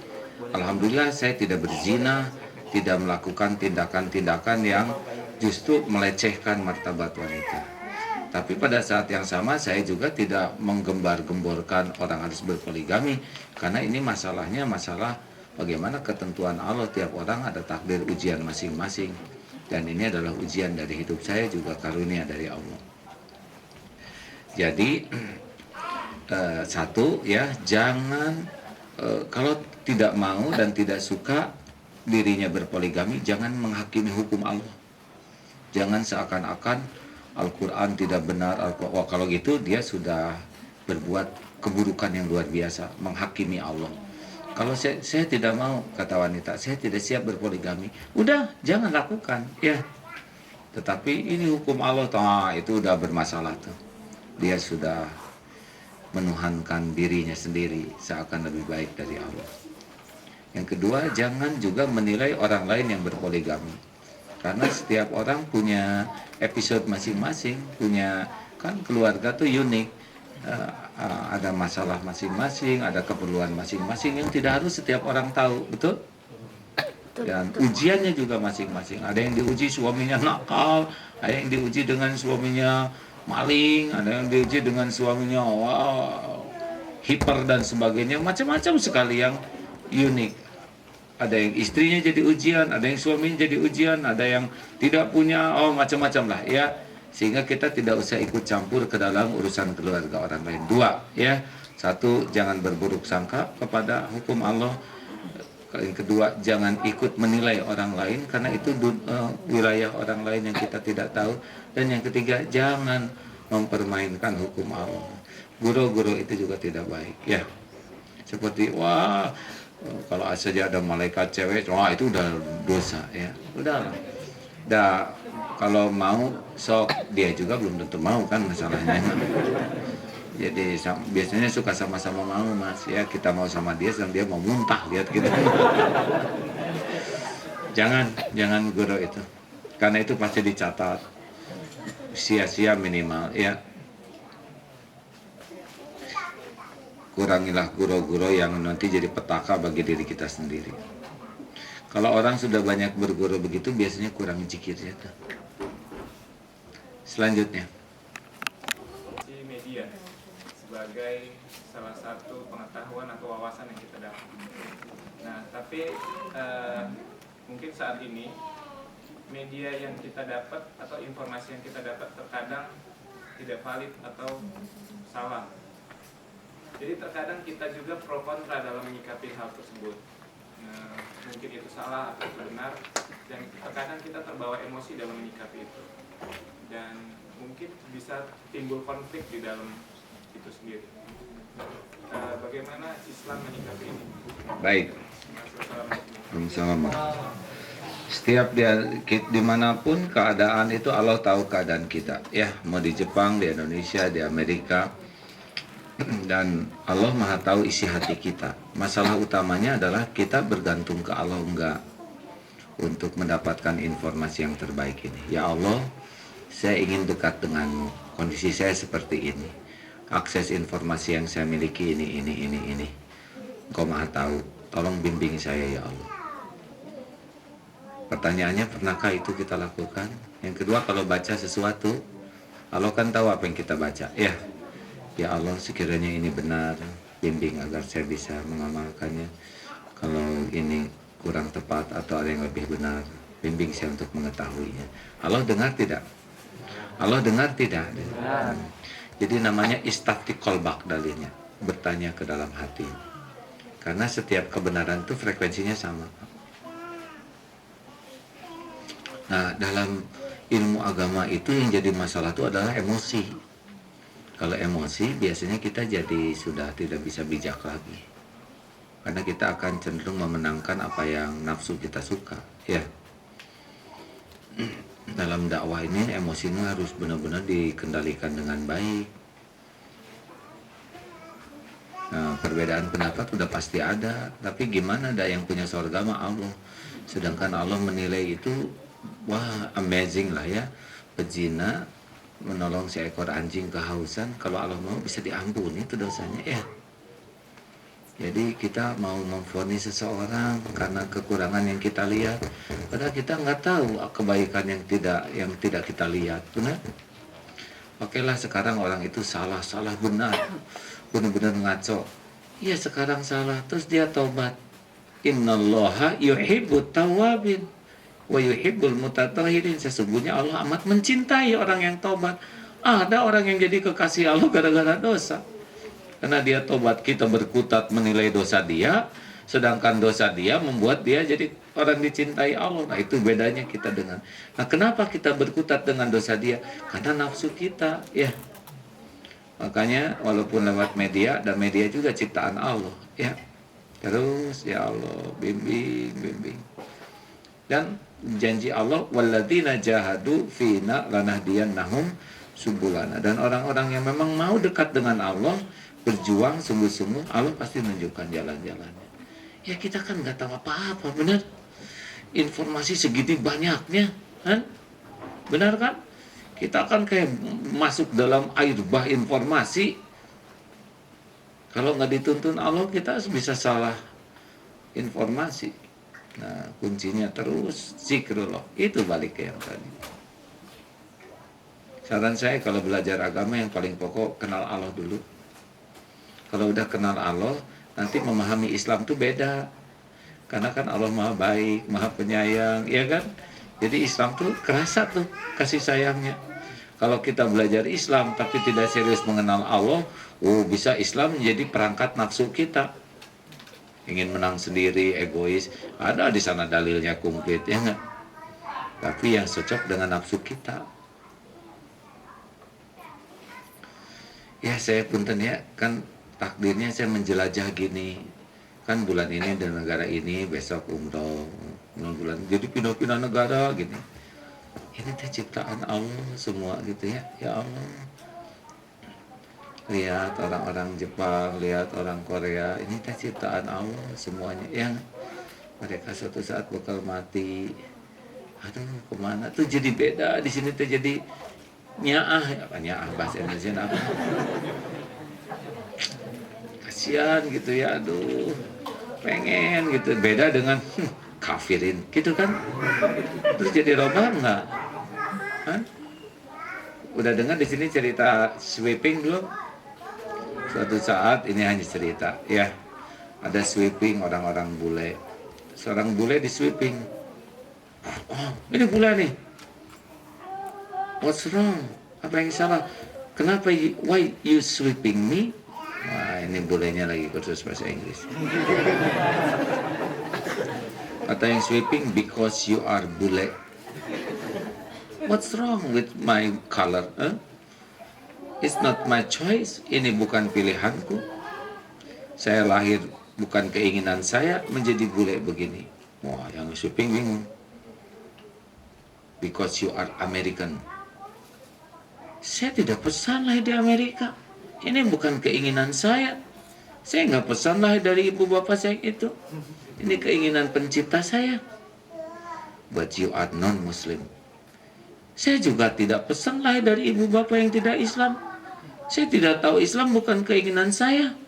Yang saya dengar Islam tuh teroris, kumuh, jelek, miskin. galak, emosional. Terus saya ketemu saudara Islam, terus saya nggak tahu apa-apa. Saya tiba-tiba di sweeping. Harusnya saudara yang Islam harus jadi contoh kepada saya. Saudara yang harusnya dengan sabar ngajarin saya supaya saya ngerti Islam, supaya saya bisa dapat hidayah. Tapi saudara malah emosi, saya laporkan kamu sama Allah gitu. Namanya boleh marifat. Coba gimana? Hah? Coba kalau ada orang yang cerdas ngomong gitu. Apa salah saya? Hah? Harusnya saudara yang sabar ngajarin saya. Saudara beruntung dikasih hidayah begitu, saya enggak. Ya. Oh beda. Pasti hati kita tuh lebih lunak, lebih lembut. Memang ada kalanya kita jengkel dan marah, tapi sesudah melewati yang kasih sayang itu dulu. Bukan ujuk-ujuk marah aja. Ada pertanyaan? Akhwat, giliran ya. Assalamualaikum warahmatullahi wabarakatuh. Waalaikumsalam warahmatullahi wabarakatuh. Saya Ayu tinggal di beda kampus, bukan di sini dari daerah. Yang ingin saya tanyakan, ketika kita mengetahui karakter seseorang, baik itu dalam keluarga kita atau Mungkin bukan dalam keluarga kita ya, karena keluarga saya jadi dihapus kata-kata itu.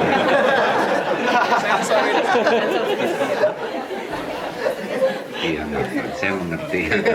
Tapi rekaman itu kan jadi bahaya.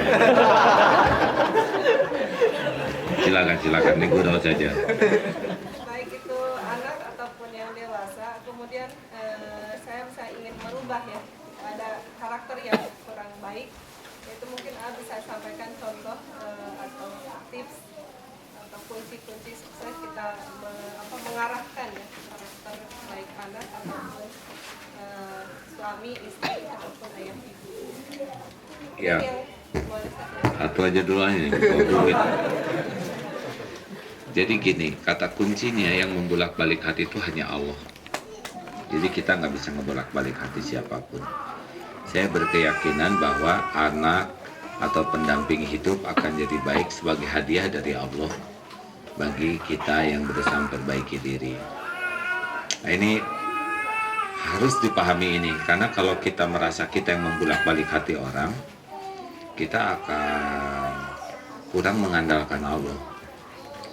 Kita akan mengandalkan ilmu, pengetahuan, strategi, dan sebagainya. Dan itu tidak benar. Kita mengandalkan ilmu itu sebagai amal soleh, bukan sebagai perubah. Jelas tidak itu? Jadi kita harus yakin dulu siapa yang bisa ngerubah ini. Suami, anak, hanya Allah. Pemiliknya, penciptanya, penguasanya. Nah, yang kedua, posisi kita tempatkan diri supaya kita disukai Allah. Nah, saya dulu diajarin guru saya gitu. Ketika mulai badai, waktu itu kan dulu zaman selebritis ya. Jadi Allah menyelamatkan dengan adanya badai, dihina, dicaci. Itu pertolongan Allah, benar-benar pertolongan Allah. Kalau enggak, kehidupan saya cenderung topeng aja yang dibangun, ya, artifisial. Orang kalau diuji dengan pujian, kekaguman orang itu akan lebih gampang untuk membangun topeng daripada ngebangun isi. Dan saya rasakan begitu memang. Jadi saya syukur sekali dihina, dicaci, dijauhi itu membuat saya lebih mengenal diri, mengenal Allah. Nah, anak-anak kan dulu di luar tuh tamu tuh 2.000, 3.000 sehari yang antri itu mau dipotret ya. Sedangkan di rumah anak nggak mau ketemu orang tuanya, nggak mau ketemu saya. Saya mau nanya ke guru, nah kata guru teh, tobat. Aku belum jadi orang tua. Oh, ini belajar tobat. Saya belum jadi bapak yang benar, belum jadi contoh yang baik. Beda antara omongan dengan kelakuan, beda dengan yang nampak dengan yang tersembunyi. Allah kan tahu semuanya. Nah, air mata tobat itu secara syariat akan membuat frekuensi kita dengan anak itu jadi dekat. Kan anak bersih hatinya, kita sombong, ujub, rio, jadi jauh range-nya. Nah, tobat ini membuat dekat. Nah, kalau udah dekat, ini nyaman frekuensi buat anak secara syariat ya. Kan banyaknya kita merasa sebagai orang, ibu tuh capek tahu. Itu jauh frekuensinya, ini frekuensi ujub ya. Ibu yang hamil, ibu yang melahirkan, ibu yang menyusui. Anak kan sederhana jawabannya, siapa suruh? Namanya nggak berani ngomong. Dan oleh Allah nggak dibuat ide itu ada dalam pikirannya. Tobat. Nah ini intinya nih. Kalau kita nyebutnya 5 satu tekad kuat untuk ditolong Allah. Yang kedua berbanyak tobat untuk menurutnya. Yang ketiga mulai jauhi maksiat. Jauh dari kata-kata sikap. Dan yang keempat tingkatkan taat. Jadi kitanya harus benar-benar melakukan apa yang Allah suka itu lebih serius. Dan yang kelima tebar manfaat. Ya ini lebih banyak nolong orang, produktif sekali ini. Apa ngelimat? Tekad kuat, perbanyak tobat, jauhi maksiat, tingkatkan taat, tebar manfaat. Kalau ada yang apa hadiahnya umroh sama-sama. Ketemuannya di depan Masjidil Haram. Ya. Adik, yang kedua yang harus diperhatikan adalah bagaimana ya, kita jadi contoh. Jadi kalau ingin anak jujur, kita jujur. Ingin anak ramah, kita paling ramah. Ingin anak sopan, kita paling sopannya. Sopan kalian! Nah itu tidak bisa. Jangan suka marah-marah. Sama ibu jangan marah-marah. Siapa yang marah, Bu? Itu kamu melotot. Mana? Kembar. Pokoknya rahasianya itu yang ketiga. Carikan, didik anak-anak dengan pendidikan yang mengenal Allah, mengenal jalan Allah. Keempat, carikan lingkungan, karena lingkungan mempengaruhi sekali. Yang kelima, makanannya harus halal. Hati-hati di sini ya, jangan ngegampangin, enaknya makan cuma segini nih. Lewat segini udah nggak ada lagi rasanya. Yang doa terus. Jadi terus pegang anak tuh didoain, jangan cuma megang ya. Sama kalau ya dekat dengan istri atau suami itu terus keluar zikir doa. Tapi yang nggak usah ditiup ya. Terus, makanya suami mah nggak usah marah-marah sama istri ya. Udah tahu kan resepnya? Jangan suka marah-marah sama istri, nggak jadi solusi marah sama istri itu. Ya Bu ya. Bu, jangan bikin saya marah Bu. Sing sabar ya Pak ya. Wanita tuh dibuat dari tulang rusuk yang bengkok. Kalau dikerasin, patah. Dibiarin, tetap bengkok. Diapain dong? Disabarin, dibijakin, dizikirin, gitu. Allah yang jelas nih, bapak-bapak jelas nggak nih? Jangan marah-marah sama istri karena wanita emang begitu. Suka nggak jelas ya. Tuh, kan udah marah lagi sih gua, insyaallah. Ibu, Mbak, Bu, jawab. Akhwat. Kalau dikejar anjing mau gimana? Lari. Akhwat dengan anjing cepetan mana?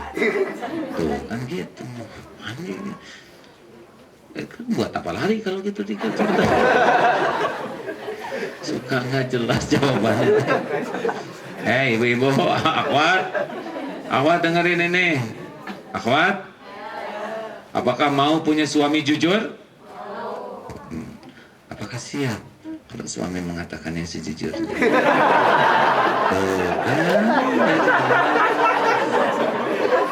Hanya selisih berapa detik tuh. Makanya udahlah, jangan marah-marah. Suami pemarah mah nggak jadi solusi. Emang dunia wanita kayak gitu ya. Baru ngomong ini sebentar aja, beberapa detik udah beda lagi. Tenang ya, harus paham betul. Laki harus tenang, sabar. Pah. Ya mak, ini mau kondangan pakai baju yang mana nih cocoknya nih? Yang merah atau yang biru, Pak? Yang merah. Paling keren kalau udah pakai merah tuh udahlah paling top. Tapi kan biru juga bagus, Pak. Oh, iya juga sih. Keluar teh hijau, Pak. Ya udah, senyum, ya besok juga rubah lagi pikirannya. Pergi ke mall. Jangan suka lihat wanita lain, dosa. Saya yang halalkan saya, Pak. Iya, benar-benar. Emangnya dia sama saya cakepan mana, Pak? Hah? Atau cakepan ibu, Bu? Bohong. Percaya, Pak? Dia yang nanya gitu. Bohong kan? Ya udah kalau gitu cakepan itu. Dasar lelaki. Dan dia cicing jadi lelaki sama dia. Ya, penanya terakhir.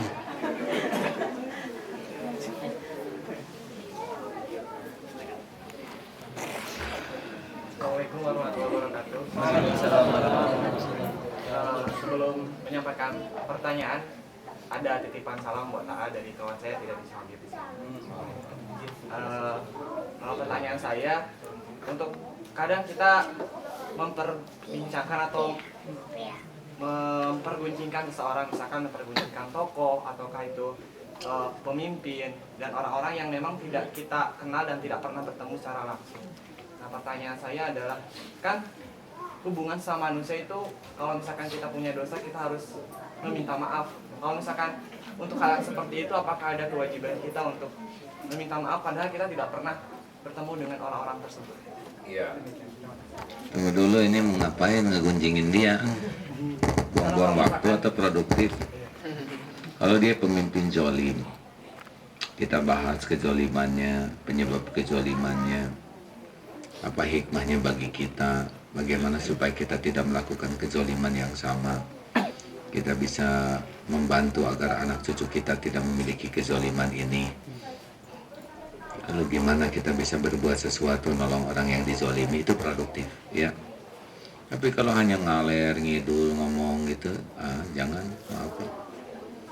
Nonton sepak bola, gitu. Baru juga nonton sama-sama, terus dibahas. Tadi nanya, padahal sama-sama nonton itu. Dan udah selesai, terus mau ngapain dibahas? Dia nembak ke kiri itu gol. Kata, lah kan udah selesai tadi. Ini buang-buang waktu sama sekali.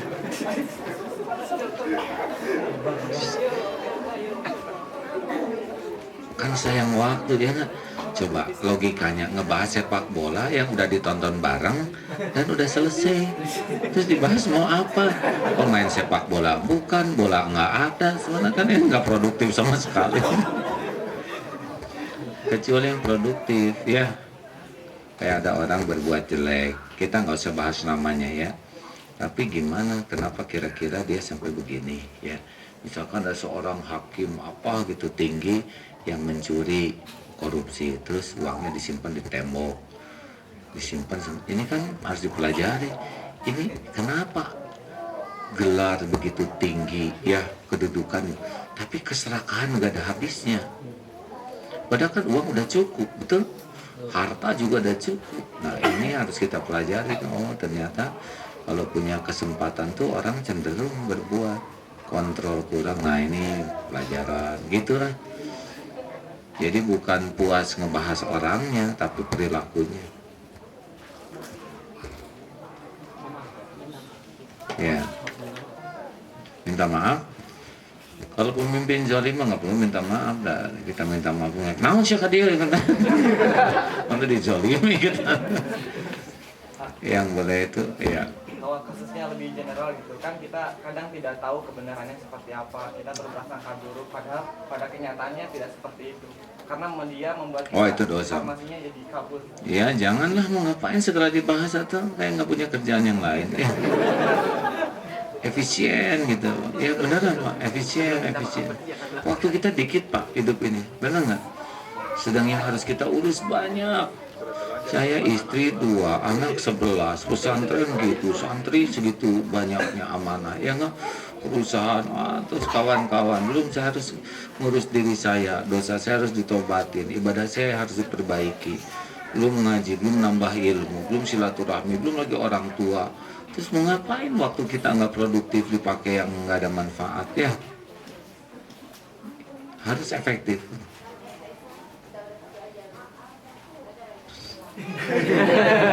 Bisa kita ditipu ya, ditipu orang. Kita ditipu orang. Udah mah duit kita ditipu, kita sakit hati, kita dendam kesumat. Ini kan nggak produktif hadirin. Harusnya kita ditipu orang, kita jadi tobat. Kita dapat pelajaran, jangan sampai nipu orang. Periksa, jangan sampai ada orang, kita pernah nipu orang tanpa kita sadari. Betul tidak? Kemudian kita tekad, oh sistemnya kurang bagus. Oh ini berarti di sini kita terlalu percaya ke orang tapi kontrolnya kurang. Oh ini berarti kita sistemnya terlalu lama untuk pemeriksaan. Jadi ketipu tuh jadi produktif. Kalau hanya masalah sakitnya sampai di sini, nah itu mah tinggal nyanyi ya nggak? Gitu deh. Jadi semuanya produktif. Ya lihat orang sepak bola, lihat gimana nih Allah ciptakan orang sepak bola segini hebat.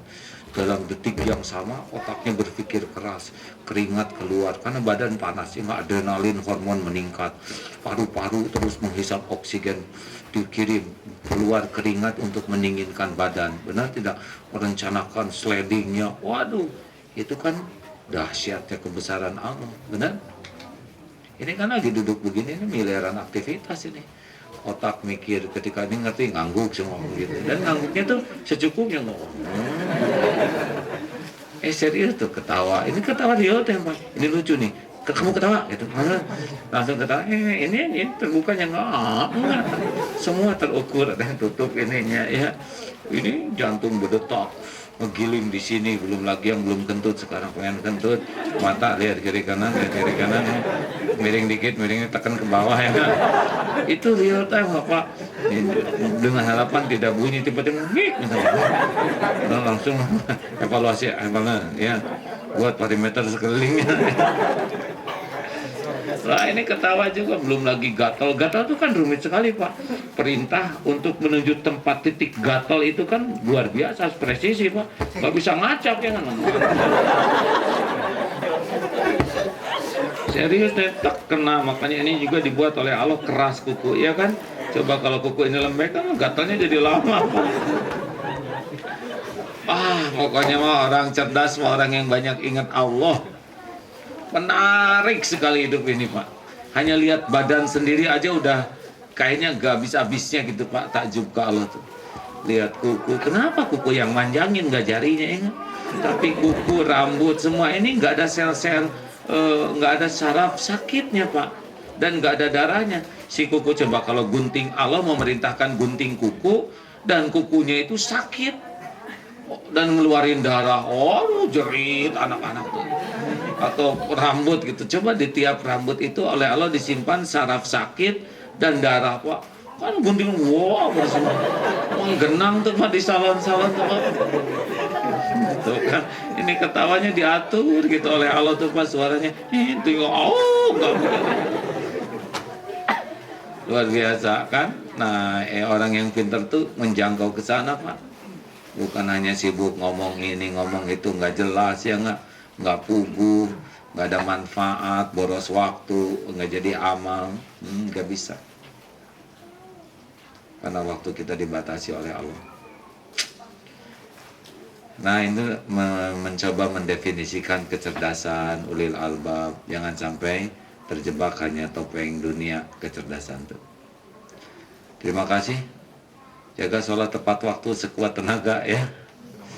Jaga wudhu aja kemana-mana supaya nggak masuk supermarket kayak kemarin saya cari-cari supermarket terus pura-pura ke toilet wudhu gitu.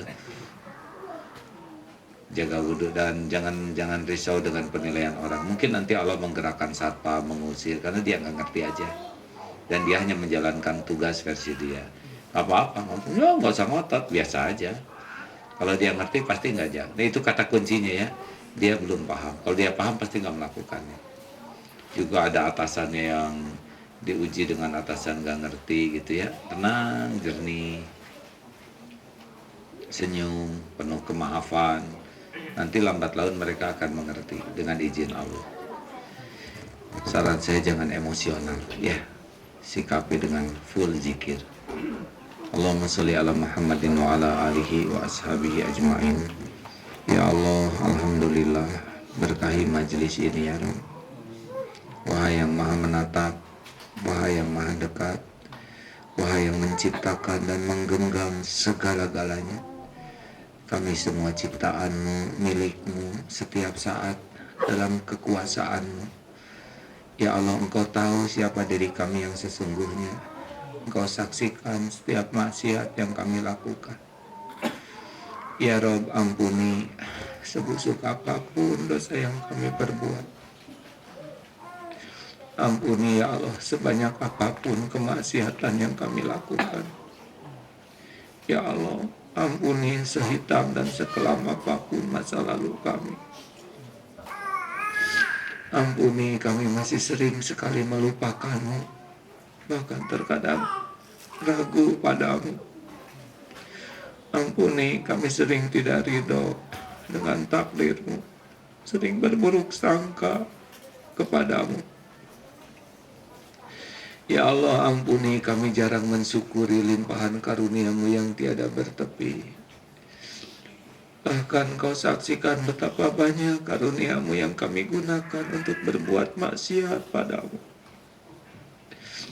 Ya Allah, ampuni ketidaksabaran kami ketika Engkau membersihkan kami dengan ujian hidup ini. Allahumma ighfir lana wa liwalidina warhamhum kama rabbawna shighara. Ya Allah, ampuni semua perilaku kami kepada orang tua. Ampuni, kami sering menyakitinya, sering lalai dan mengabaikannya. Ampuni semua kedurhakaan kami. Jangan biarkan orang tua kami kecewa melahirkan kami.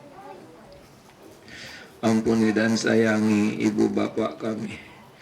Berkahi sisa umurnya. Jadikan husnul khotimah. Berikan kesempatan kami membahagiakannya ya Allah. Ya Rabb, karuniakan kepada kami pendamping hidup yang lebih mencintai-Mu di atas segalanya. Karuniakan pernikahan barokah, rumah tangga sakinah, keturunan yang soleh, hafizah. Wah, yang maha menatap, jangan biarkan duniawi menyilaukan, memperbudak dan menghinakan kami. Titipkan kepada kami duniawi yang berkah, yang bisa jadi bekal ibadah, bekal pulang kepadamu. Ya Allah, jangan biarkan nafsu membuat kami terjerumus berulang-ulang berbuat dosa. Jangan biarkan syahwat membuat diri-diri kami berlemur maksiat. Ya Allah, indahkan hidup kami dengan hati yang bening, qalbun salim. Karuniakan kepada kami lezatnya ibadah, nikmatnya munajat.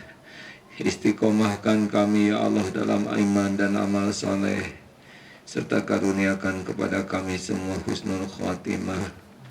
Ya Allah, jadikan saat ini saat mustajab doa. Engkau maha dekat, Engkau maha mendengar. Kabulkan doa-doa kami ya Karim. Taqabbal minna ya arhamar rahimin, ya hayyu ya qayyum. Amin. Hadirin doalah masing-masing. Allah maha mendengar. Amin. Tidak ada yang tidak didengar oleh Allah. Doalah hadirin, siapa tahu ini saat mustajab. Amin ya. Orang yang sedang shofar adalah orang yang diijabah doanya.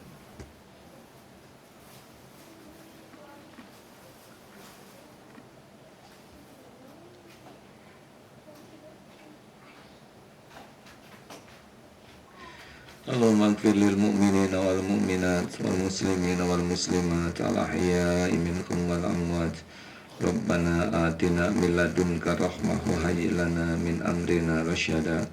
Rabbana atina fid dunya hasanah wa fil akhirati hasanah wa qina azabannar. Amin ya rabbal. Hadirin, kalau tertarik ilmu tauhid ini bisa dilihat di salingsapa.com. Ada banyak rekaman kajian tauhid, AA juga ulama lain. atau kalau mendengar live setiap pagi itu ada jam 5, berarti jam 7 di sini ya, di MKFM 102,7 radio itu ada. Kalau di download nanti bisa dilihat kapan saja suara siaran paginya. Terima kasih. Assalamualaikum warahmatullahi wabarakatuh.